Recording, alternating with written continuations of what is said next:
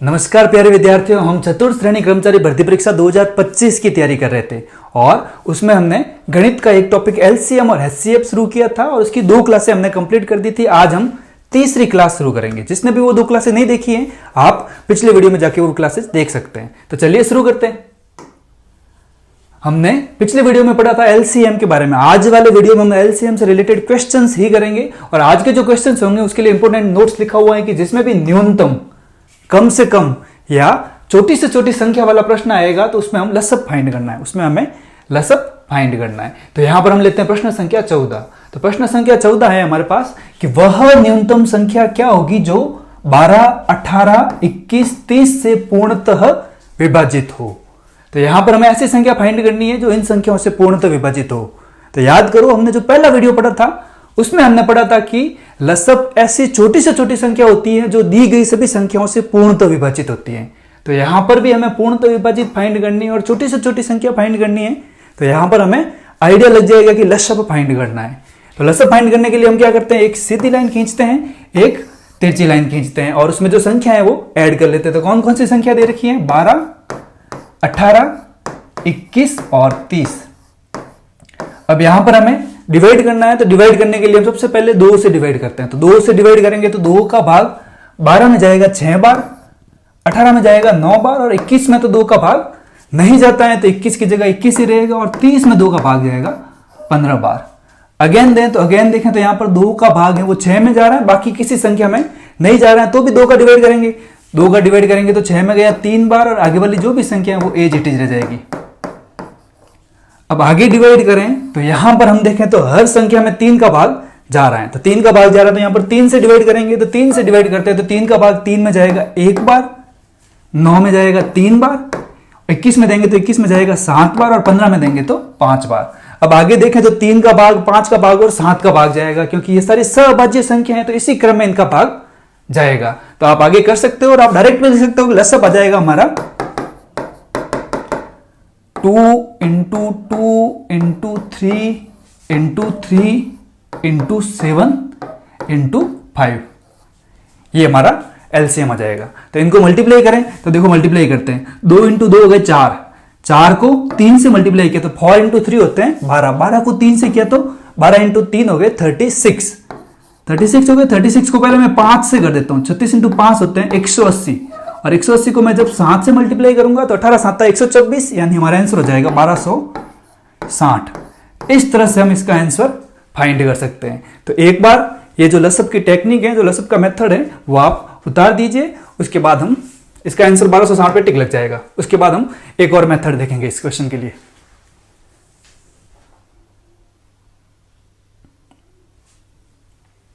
चलिए अब इसका शॉर्ट मेथड देखते हैं। अगर शॉर्ट मेथड से आपको करना है तो आपको भाजकता के जो नियम होते हैं उनके बारे में संपूर्ण जानकारी होनी चाहिए। तो यहां पर हमें सबसे पहले क्या करना है कि जैसे 12 है तो 12 को मैं 2 संख्या में लिखूंगा 4 इंटू 3 और इसके बाद 18 को मैं लिखूंगा 9 इंटू 2। इस तरह से 2-2 टुकड़े उनके कर दो आप। तो यहां पर 7 इंटू 3 और इसका मैं कर दूंगा 10 इंटू 3। ठीक है। अब इसमें क्या होगा कि जैसे मैं 10 का चेक करूंगा कि 10 का भाग किस किस में जा रहा है, तो 10 का भाग सभी संख्याओं में जा रहा है। इसका मतलब उसमें 2 का भी जा रहा है। 10 बराबर 2 इंटू 5 होता है। तो यहां पर बड़ी संख्या का चेक करने से छोटी संख्याओं का डायरेक्ट चेक हो जाएगा। 2 का भी जा रहा है और 5 का भी जा रहा है। तो 10 का सभी में जा रहा है तो इससे हमें आंसर क्लैरिफाई नहीं हो रहा है। अब यहां पर जैसे मैं 4 का चेक करूं तो 4 से जो भाजकता का नियम होता है वो ये होता है कि लास्ट वाले 2 अंकों में अगर 4 का भाग जाए तो उस संख्या में 4 का भाग जाता है। तो 4 का भाग चेक करें तो यहां पर 30 के अंदर 4 का भाग नहीं जाता है। यहां पर भी 30 के अंदर 4 का भाग नहीं जाता है। और यहां पर देखें तो यहां पर 60 है, यहां पर भी 60 है, इन दोनों में 60 में 4 का भाग जाता है 15 बार। आप देख लेना। इसका मतलब इसके ये 2 आंसर तो नहीं हो सकते, सी या डी होगा। तो यहां से आपको डायरेक्ट 2 आंसर कट हो गए। अब और चेक करें तो यहां पर 9 का चेक करते हैं। 9 से डिविजिबिलिटी का रूल होता है कि अगर आप संख्या के अंकों को जोड़े और उसके योग में अगर 9 का भाग जाए तो उस संख्या में 9 का भाग जाएगा। तो यहां पर देखो इसके सब अंकों को जोड़ो आप तो 6 और 2 8, 8 और 1 9 और 9 में 9 का भाग जा रहा है। इसका मतलब 1260 में 9 का भाग जाएगा। इसमें ट्राई करो तो इसमें देखें तो 6 + 6 हो गए 12, 12 में 9 का भाग नहीं जाता है। इसका मतलब इस संख्या में 9 का भाग नहीं जाएगा। तो इसका जो आंसर होगा वो हो जाएगा 1260 C। तो इस तरह से हम डायरेक्ट भाजकता के नियम लगाकर इस क्वेश्चन को बहुत इजीली सॉल्व कर सकते हैं। उम्मीद करते हैं आपको ये प्रश्न समझ में आ गया होगा। और लेते हैं नेक्स्ट क्वेश्चन, क्वेश्चन नंबर 15।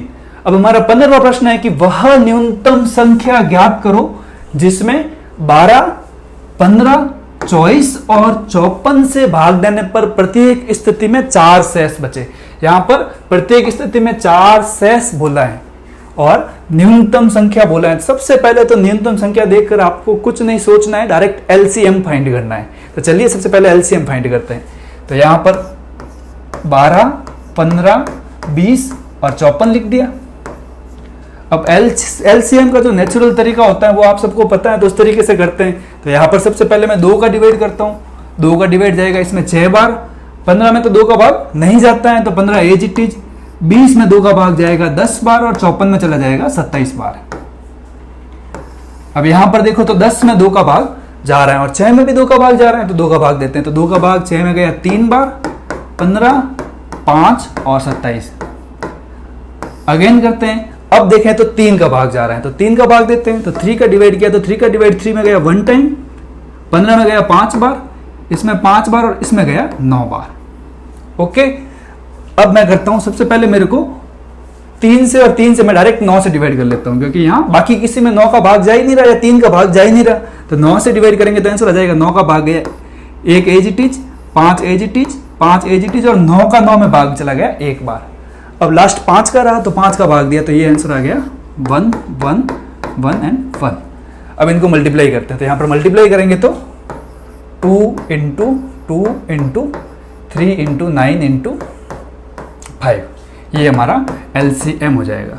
इनको मल्टीप्लाई करते हैं। तो यहां पर देखो सबसे पहले 2 इंटू 2 हो गए 4, ठीक है। अब 4 को मैं सबसे पहले 5 से मल्टीप्लाई करता हूं, 4 इंटू 5 हो गए 20, 20 को 3 से मल्टीप्लाई किया तो 20 इंटू 3 हो गए 60 और 60 को अब 9 से मल्टीप्लाई करते हैं तो 60 इंटू 9 540 हो जाएंगे।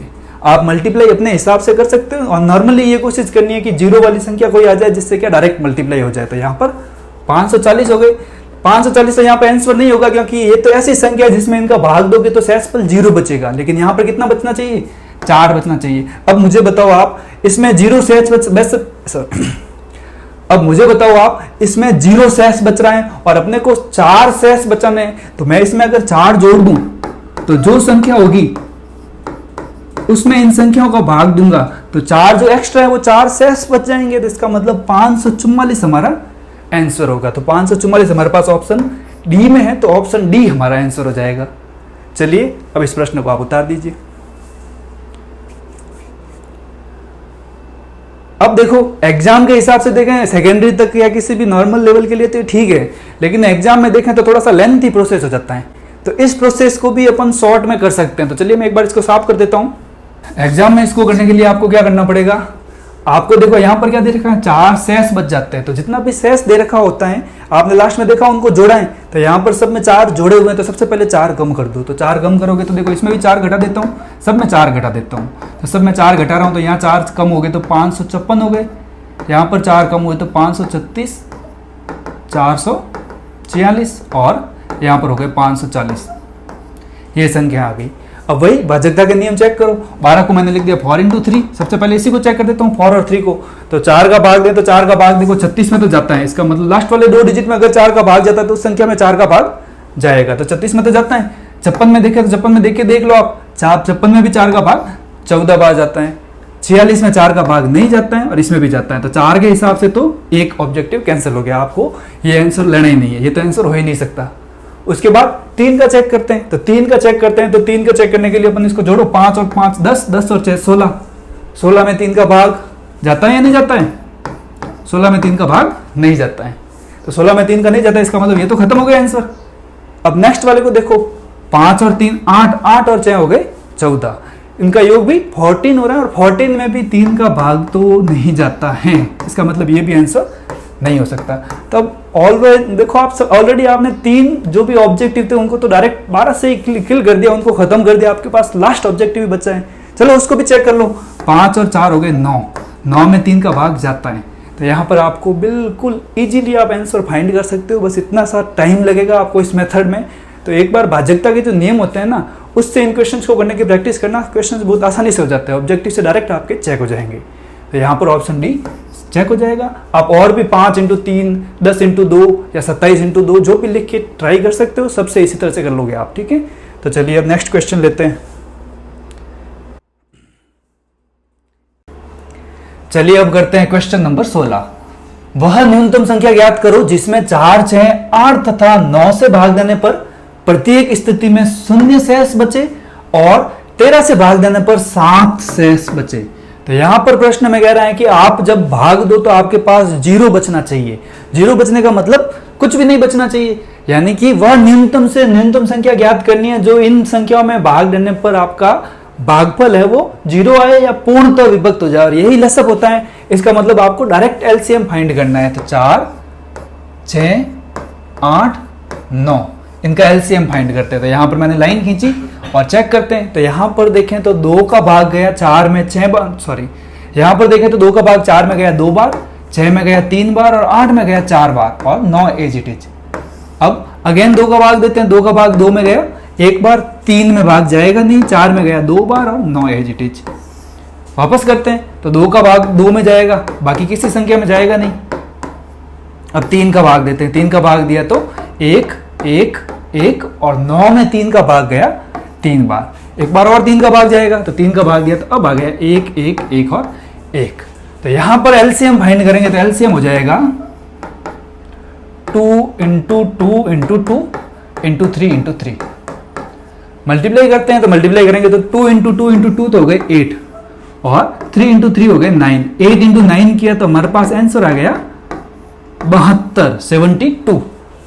अब यहां पर देखो 72 आंसर, लेकिन एक बार आपको चेक करना पड़ेगा कि 13 से भाग देने पर 7 शेष बचते हैं या नहीं बचते हैं।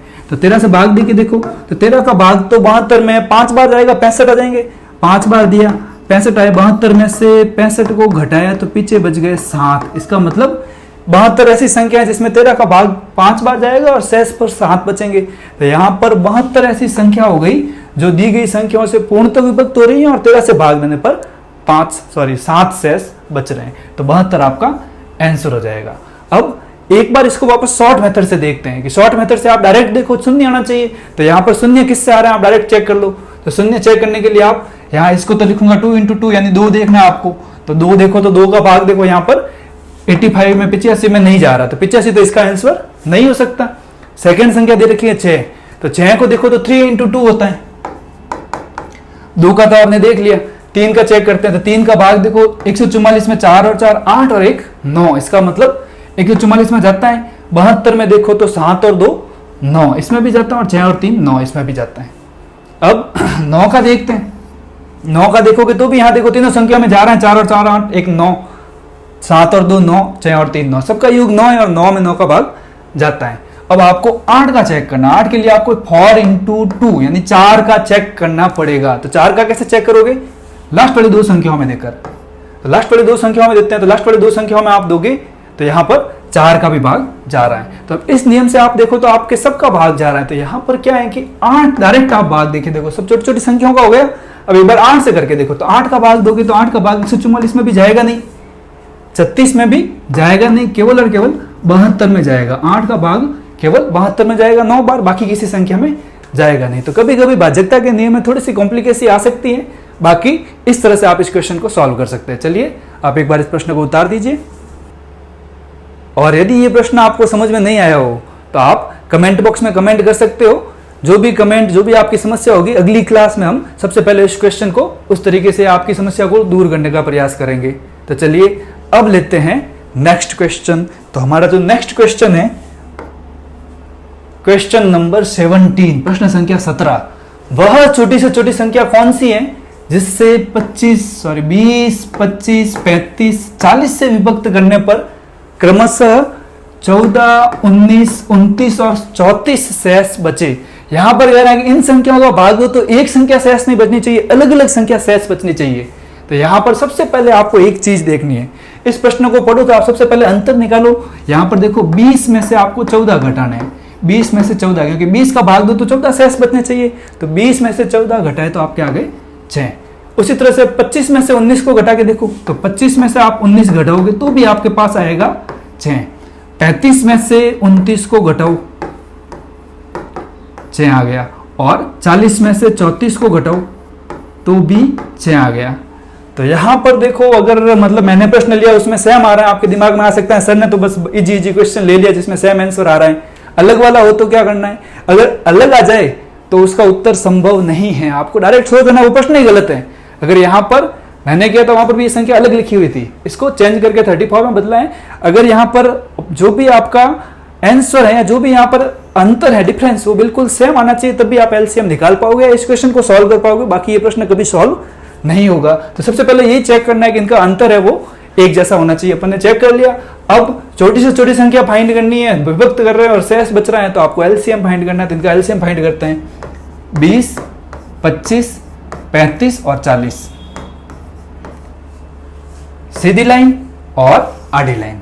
अब यहां पर देखो, सबसे पहले 2 से डिवाइड करते हैं। तो 2 से डिवाइड करेंगे तो क्या हो जाएगा, 10 बार, 25 बार, 35 बार, मतलब 25 और 35 में तो भाग गया ही नहीं, और 2 का भाग 40 में गया 20 बार। अब यहां पर वापस देते हैं 2 से, तो वापस 2 से देंगे तो 2 का भाग 10 में जाएगा 5 बार, 25 और 35 तो अनडिवाइजिबल रहेंगे, और 20 में गया 10 बार। अब वापस देते हैं तो 5, 25 और 35 में तो 2 का भाग जाता नहीं है, सीधा सीधा 10 में जाएगा। 5, 25 और 35 एज इट इज, सीधा सीधा 10 में भाग गया 5 बार। अब सभी संख्याओं में आपके 5 का भाग जा रहा है, तो 5 का भाग देते हैं। 5 का भाग दिया तो 5 का भाग 5 में गया 1 बार, 25 में गया 5 बार, 35 में गया 7 बार, और वापस 5 में चला गया 1 बार। अब 5 और 7 का भाग जाएगा, उसको डायरेक्ट लिखूंगा मैं। तो यहां पर हमारे पास जो एलसीएम आएगा वो आ जाएगा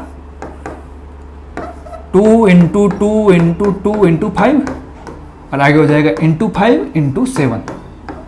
अब इनको मल्टीप्लाई करते हैं। तो देखो, इनको मल्टीप्लाई 5 से करता हूं। 5 इंटू 5 25, 25 को 2 से मल्टीप्लाई किया 50 हो गए, 50 को 2 से मल्टीप्लाई किया 50 इंटू 2 100 हो गए। अब 100 को मैं सीधा सीधा मल्टीप्लाई कर दूंगा 7 इंटू 2 यानी कि 14 से। तो यहां पर मेरे पास आंसर आ जाएंगे 1400, 1400।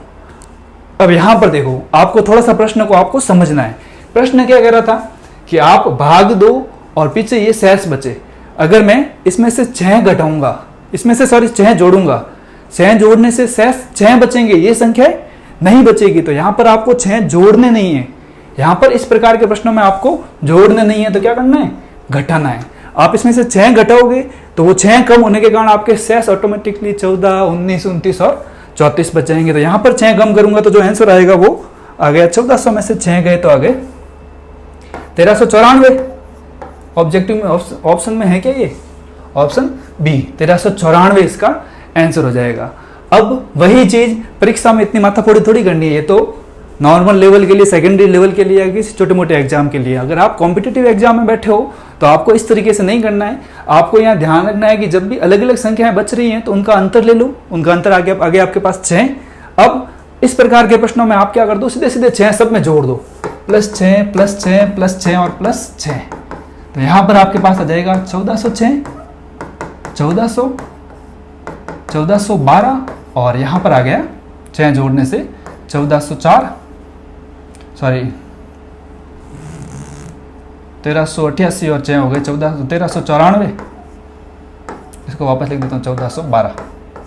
अब भाज्यता के नियम चेक करते हैं। तो सबसे पहले देखो, यहां पर 20 दे रखा है, तो मैं सबसे पहले 10 का ही चेक करते हैं। तो 10 इंटू 2, 10 का चेक करेंगे तो 10 का भाग तो देखो इसी में जा रहा है, इसके अलावा किसी में जा ही नहीं रहा है। यहीं से सीधा सीधा आंसर आ गया। 1400 के अलावा कोई आंसर हो ही नहीं सकता है। जो इजी दिखे उसको चेक करो। सबसे पहले 10 सबसे इजी है, 5 उसके बाद इजी है, उसके बाद 2 इजी है। तो उस हिसाब से चेक करोगे तो 10 का भाग आपने डायरेक्ट चेक कर दिया, तो यहाँ पर डायरेक्ट पता चल गया कि जो ये वाला है वो आपका आंसर है। इस तरीके से आपको ये क्वेश्चन करना है। चलिए आप इस क्वेश्चन को उतार लीजिए।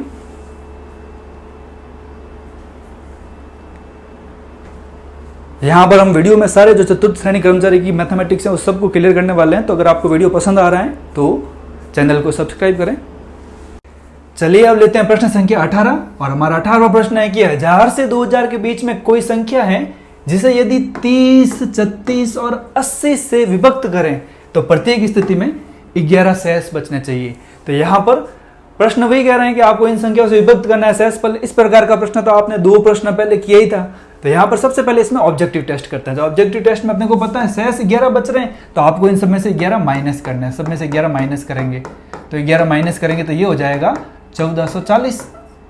उसके बाद 1440 में से आपने 11 माइनस किए, तो यहाँ पर 11 कम किए तो हो गए 1429, और यहाँ पर आप 11 कम करोगे ये हो जाएगा 1377, और यहाँ पर 11 कम किए तो ये हो गए 1430। इस तरह से सब में आपको 11 कम करना है।